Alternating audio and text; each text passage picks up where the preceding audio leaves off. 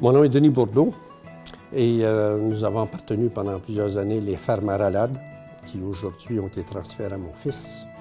Et on appartient à une ferme de grande culture qu'on appelle Denis Hélène Bourdeau, au gîte du Passant, la Clé des Champs.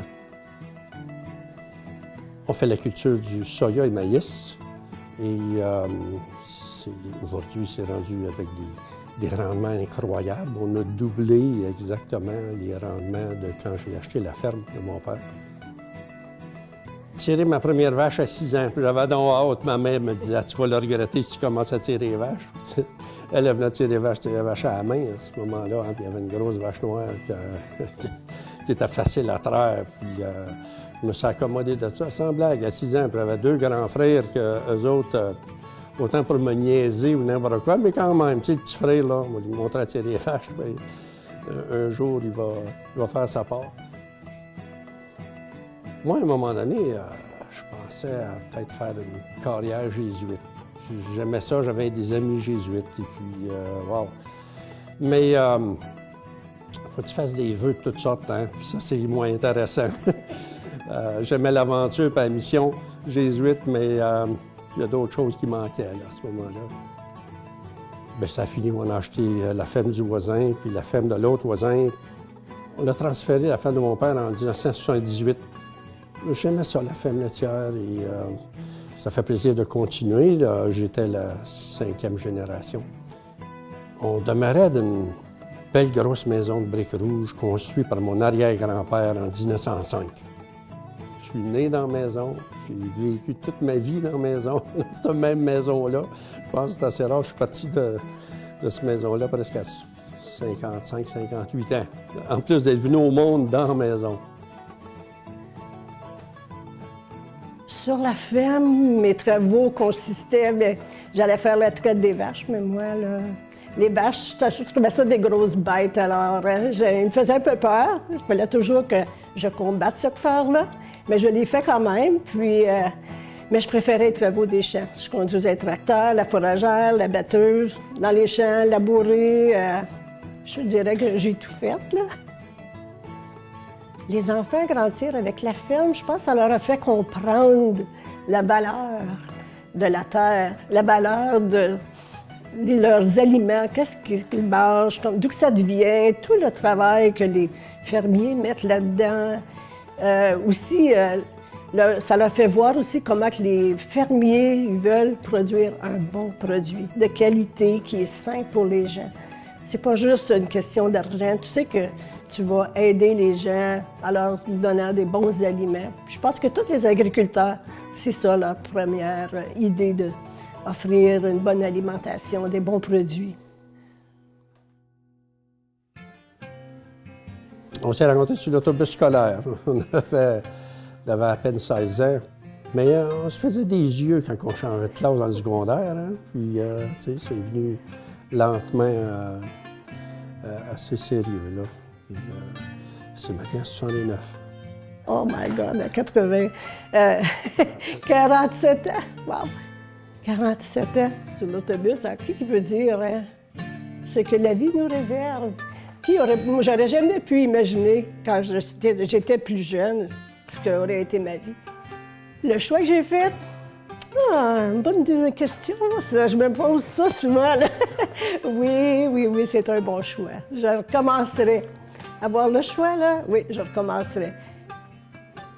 Nous avons 3 beaux enfants. Thierry l'aîné qui est à la ferme familiale. Puis on a Annick qui est une enseignante en Alberta qui enseigne le français aux petits Anglais. Et puis j'ai Raphaël, le plus jeune, qui s'en va comme ostéopathe. Alors lui aussi veut vivre ses passions. Ah oui, avec les implications de Denis, oui. Puis il a commencé très jeune.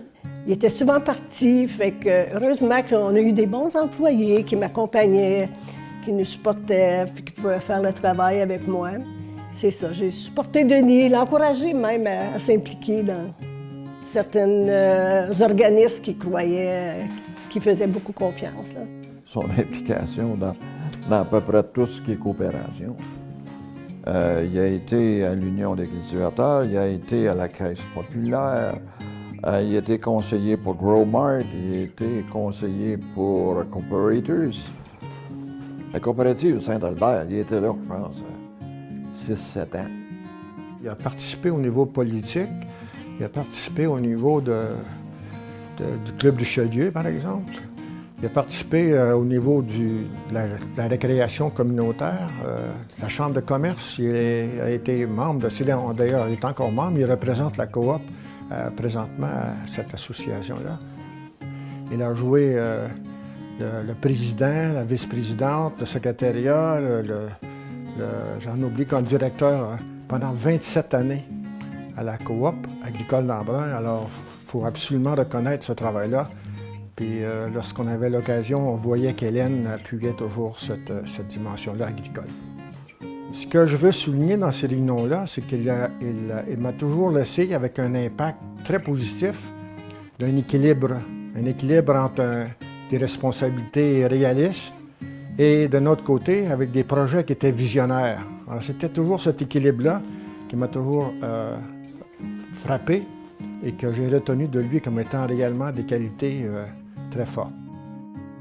Le métier de producteur laitier, c'est un métier très solitaire. Tu vas passer des journées dans le champ, dans un tracteur, à la ferme. Une vache, c'est pas très communicatif, là, tu sais, mais c'est quand même... quand tu peux sortir de la ferme et rencontrer du monde, c'était la partie plaisante. J'ai toujours bien cru fortement, puis ça m'a été imprégné par mon père avant moi, de supporter nos institutions alentour de la ferme, alentour de... Puis moi, j'ai eu la chance de faire partie des organisations coopératives dans lesquelles je crois beaucoup. Je ne pourrai jamais remettre aux coopératives ce qu'ils m'ont apporté. Parce que celui qui ne fait pas partie de la coopérative, qui n'achète pas à la coopérative, là, il en profite autant que le gars dans la coopérative, parce que c'est la coopérative qui maintient le prix. Toutes les autres arrivent alentour. Enlève la coopérative de là, tu me diras s'il va passer au prix. Tu sais, garder ce qu'on a chez nous. Chez nous, une coopérative, les revenus, ça reste dans la place. Tu engages des gens de la place, tu fournis des salaires, tu permets à des familles de bien vivre aussi. Denis et Obélix se ressemblaient beaucoup, il y avait des similitudes. Denis est tombé dans la coopération, là, lui, à jeune âge. Puis Obélix, lui, est tombé dans la potion magique. Ça fait que je l'agaçais toujours à ce niveau-là. Denis, on fait des farces, mais c'est sa vie, la coopération. C'est le meilleur vendeur qu'ils peuvent pas avoir pour vendre la coopération en Ontario. Mais je crois que c'est important de faire partie de ces organisations. Premièrement, moi, ça a commencé par une partie de plaisir. Puis après ça, bien, je me suis aperçu que c'était essentiel. C'est ça qui faisait notre qualité de vie. Et je suis arrivé au-dessus de mes objectifs. Je n'aurais jamais pensé faire partie de grandes organisations aussi nobles que Growmart et Cooperators. C'était mon apogée. Bien, pour moi, Pierre Bercier, c'était un homme généreux. Il a donné beaucoup de son temps pour aider les causes qu'il croyait, pour aider les agriculteurs. Puis, c'était un grand rêveur. Il avait de grands projets aussi. Il croyait à l'agriculture fermement. Il a fait beaucoup. Et, mon Dieu, s'il avait pu continuer, là, il aurait maintenu le tempo pour l'Union, pour la francophonie, pour l'agriculture. Il en mangeait, il en était passionné. Fait que c'était tout un gentleman. De voir Denis et Hélène qui sont accaparés par cette vision-là que Pierre avait, là, c'est fantastique. C'est fantastique. Pierre serait bien content de voir que Hélène et Denis sont embarqués dans ces convictions qu'ils avaient. C'est le meilleur hommage qu'on peut rendre à ces gens-là. Quand tu regardes la feuille de route du grand, on veut dire, c'est inévitable. T'sais. On n'a pas des centaines de francophones qui s'impliquent autant que Denis. C'est évident que Denis est pleinement requis pour ça, pour ce prix-là. Là. Denis et Hélène, ils l'ont bien mérité. Oui, je suis touchée de recevoir ce prix-là parce que je vois qu'il y a des gens qui ont reconnu le travail qu'on a fait. Puis aujourd'hui, ils veulent nous le dire, puis ils veulent nous dire merci. Ouais. Fait que c'est touchant, oui, d'être reconnu par sa communauté. Vraiment, oui. Ça fait vraiment plaisir de recevoir le prix Pierre Bercier, puis d'être dans cette Hall of Fame-là. Il y en a plusieurs qui méritent ça là, avant moi, mais ça fait plaisir. Denis, c'est un héros. C'est un héros francophone, agricole de notre coin, que je suis bien content de pouvoir participer à ces hommages-là, puis à lui dire félicitations. Et bravo Hélène pour avoir donné à Denis les élans, l'appui, la continuité de son travail. Ah oui, l'agriculture, il faut que ça soit une passion, je crois. Sans ça, tu vas avoir bien de la misère, tu ne seras pas heureux. Hein? Puis le couple ne sera pas heureux. Ah, aujourd'hui, je regarde ça, puis ah oui, ça a valu la peine pour ma qualité de vie comme c'est là. Moi, là, après ma journée, là, je m'en viens sur ma balançoire dans le pergola avec une petite bière frette, là, puis que je suis tout seul, j'écoute mon maïs pousser, là, ça c'est de l'or en barre, ça c'est spécial. Ça. Et là, j'ai eu du temps de le faire. Les années passées, jamais avec la production laitière, il me semble. Je le prenais pas le temps, il aurait fallu le prendre. Mais là, j'en profite, puis j'espère que bon Dieu va me donner la santé pour le faire longtemps.